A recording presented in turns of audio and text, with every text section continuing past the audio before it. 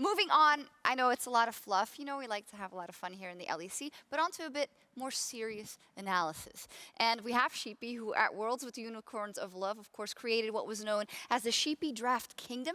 And today he's going to share his knowledge with the LEC fans and how the teams can better their drafts. Let's first pull up one of the UOL drafts at Worlds, because you had a couple of wacky ones, as we have come to expect. So I present the Draft Kingdom. Right. After this game, Swain was perma-banned against us. As you can see in this draft very nicely, we have 2 AP sources, 2 AD sources, good engage, we have good scaling.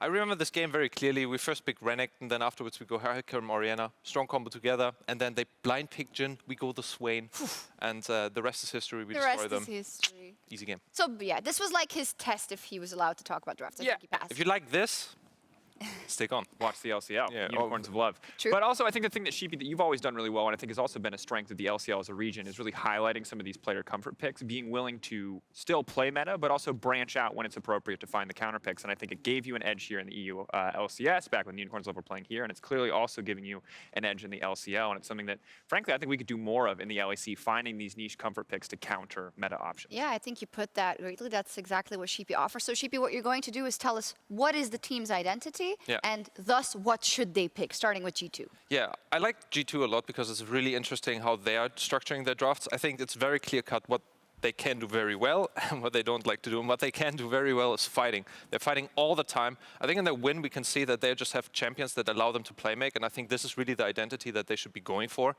Deny enemy anything that can disengage, like the Thresh of Helios, like anything Asia where the enemy can run away. This is where they're going to win. I want to especially show the Vitality draft because I think this one really highlights how you can basically structure a draft so it's towards your strength.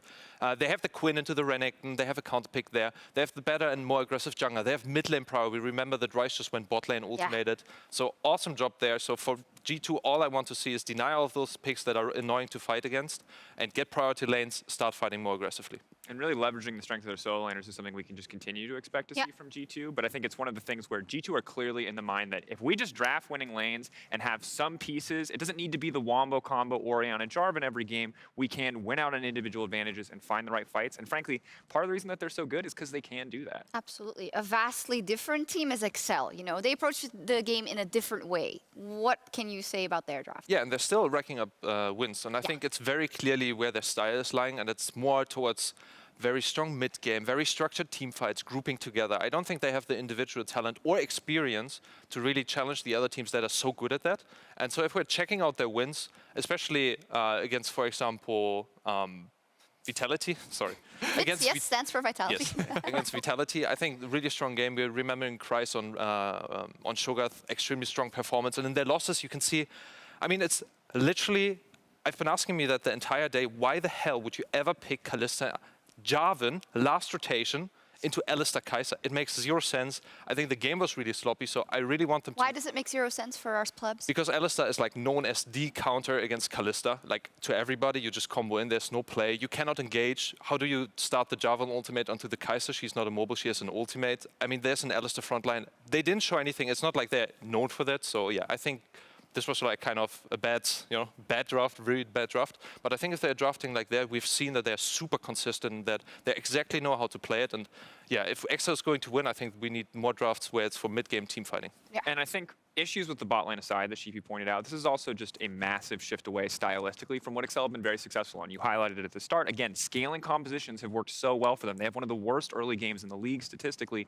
So drafting for early game, while I respect the effort to branch out, obviously at some point you need to improve your early game, but this was not the look. And right now, you just need to get wins to get to playoffs, Excel. Don't get ahead of yourselves. They obviously don't know exactly how to do that because that, I mean, even if it's early game Kalista, it's not how you draft early game. You need to have a really good match. Maybe if we ask them, they're like, hey, well, we wanted to try something, which fair game there. Yeah. Finally, I'd love to hear you talk about Schalke because they've been so weird to pin down in terms of identity for me. Yeah, exactly. Schalke for me is also an oddball. It seems like some drafts, they are just getting the absolute god drafts. For example, in their win against Rogue, against G2 when they were winning, it was just so beautiful. They play around their bot lane. They have really good CC setup. They have so much playmaking. They have every champion who can actually do something or is really difficult to deal with. Like how do you play against an Udyr, a TF that can ultimate on side lane. Kled was picked into Aatrox. Aatrox was actually destroying that matchup. So honestly speaking, Schalke needs to go back to that kind of draft where they really find lanes where they can play around bot side. They're not giving enemies too much edge. And as we could see against the SK draft, they picked Nidalee and Zoe like early. They get countered by Skana. None of those champions can play into it. I remember Dracos very vividly being like, Skana, by God, please ultimate those carries. Then they did, and it was just the easiest game in the world. So yeah, careful for being counterpicked and just pick something safe, and they're such a good team. And I think the sad trend that we're starting to see is that I wouldn't have minded this kind of experimentation again at the start of the split, but it's like teams have found winning identities. For both Schalke and Excel, they found formulas for success. And then halfway through the season, when you need wins more than ever, when you're fighting for playoff spots, when you're neck and neck with other teams, and in Schalke's case, when you're on a pretty big losing streak already, 2 in week 4, now they're going to mix it up. It doesn't add up. There's a place and a time. Do it in scrims, but when you go on stage, that didn't seem prepared. Hey, you got it from the sheep's mouth himself, from the draft god. Don't do it on stage when we're week 5. Schalke, as said, on a bit of a losing streak, but they have shocked G2 many times before. And today they look to do it again in their match of the week.